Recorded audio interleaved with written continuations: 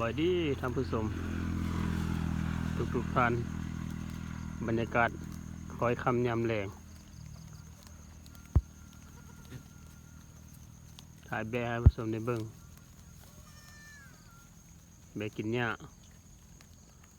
นั่นก็เป็นเวลา17 โมงปลายเกิดลูกละ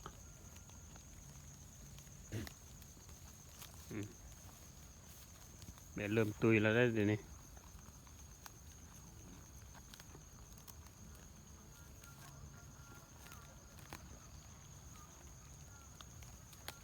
คุณพ่อพันธุ์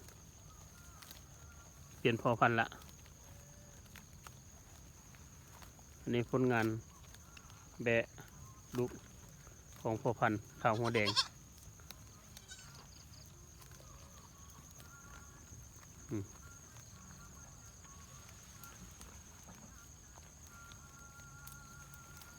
บรรยากาศเห็นหญ้าเขียวแบะกินหญ้า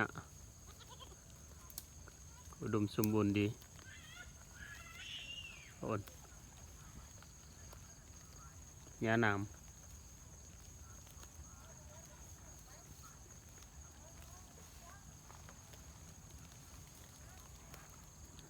ลูกแม่นี้ไม่ลูก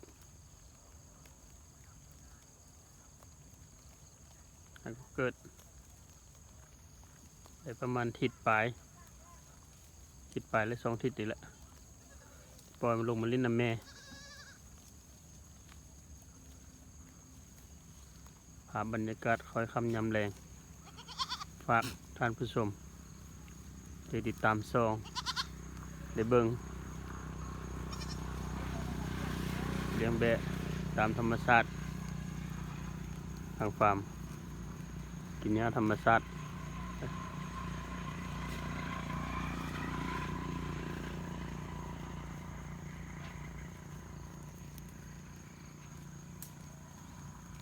ทุนขอกแบ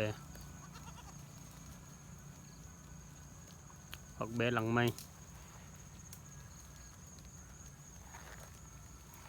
โอ้ตุยดีขนาด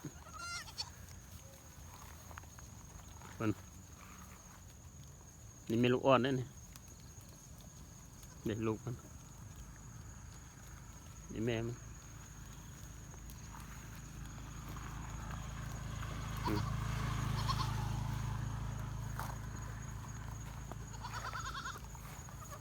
นี่ถ้าท่านผู้ชมมาเบิ่งขอกแบะ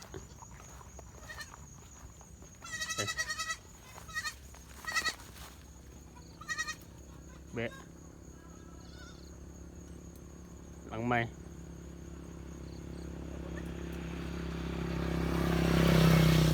โยนทางนี่